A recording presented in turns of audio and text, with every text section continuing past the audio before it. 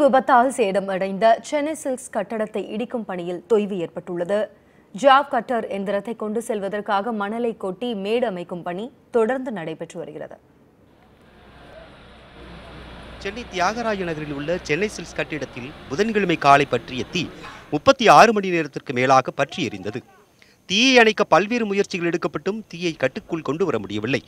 கட்டிடத்தை சுற்றியுள்ள கட்டிடங்களில் யாரும் அனுமதிக்கப்படவில்லை.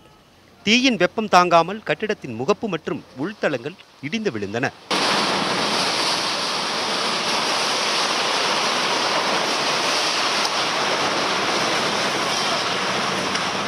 தீயணைப்பு வீரர்களின் தீவிர முயற்சியால் பல மணி நேர போராட்டத்திற்கு பிறகு தீ கட்டுக்குள் வந்தது.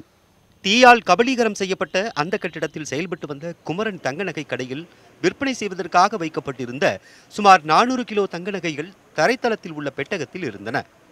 தீ விபத்தால் நகைகளுக்கு ஆபத்து ஏற்பட்டிருக்கலாம் என்ற சந்தேகம் எழுந்தது. ஆனால் நகை வைக்கப்பட்ட பெட்டகம் 1000 டிகிரி செல்சியஸ் வெப்பத்தை தாங்கும் என்பதால் அதில் உள்ள பல கோடி ரூபாய் மதிப்புள்ள நகைகளுக்கு சேதம் ஏற்பட்டிருக்க வாய்ப்பில்லை என உரிமையாளர்கள் தெரிவித்துள்ளனர். சென்னை சில்க்ஸ் கடையில் தீ பற்றிய போது அதனை உடனே அணைக்க முடியாத நிலை ஏன் ஏற்பட்டது என்பதற்கு தீயணைப்புத்துறை விளக்கமளித்துள்ளது. அந்த கடையின் கீழ்த்தளத்தில் உள்ள ஜெனரேட்டர்களுக்காக ஏராளமான பேரல்களில் டீசல் இருப்பு வைக்கப்பட்டிருந்ததாகவும் தீ பற்றியவுடன் டீசல் பேரல்கள் வெடித்து சிதறியதால் நெருங்க முடியாத அளவிற்கு தீ கொழுந்துவிட்டு எரிந்ததாகவும் தீயணைப்புத்துறை கூறியுள்ளது.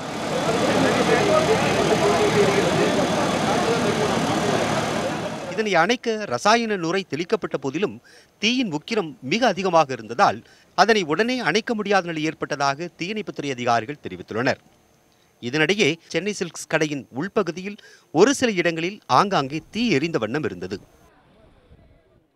இந்நிலையில் சென்னை சில்க்ஸ் கட்டிடத்தின் எஞ்சிய பகுதிகளை இடித்து அகற்ற நடவடிக்கை எடுக்கப்பட்டுள்ளது. இதற்காக லாரிகளில் மண்ணை கொண்டு வந்து அந்த கட்டிடத்தின் முன் மற்றும் பின்பகுதிகளில் கொட்டும் பணி நடைபெற்றது. அந்த கட்டிடத்தின் 2 மாடி உயரத்திற்கு மண்ணை கொட்டி அதன் மீது கட்டிடத்தை இடிக்க உதவும் நவீன இயந்திரங்களை நிறுத்தி கட்டிட சுவர்களை இடிக்க நடவடிக்கை மேற்கொள்ளப்பட்டுள்ளது. இதனிடையே சென்னை சில்க்ஸ் நிறுவனம் தியாகராய நகரில் 4 மாடிகளுக்கு மட்டுமே அனுமதி பெற்ற நிலையில் விதிகளை மீறி 8 மாடிகளை கட்டியதாக புகார் எழுந்துள்ளது.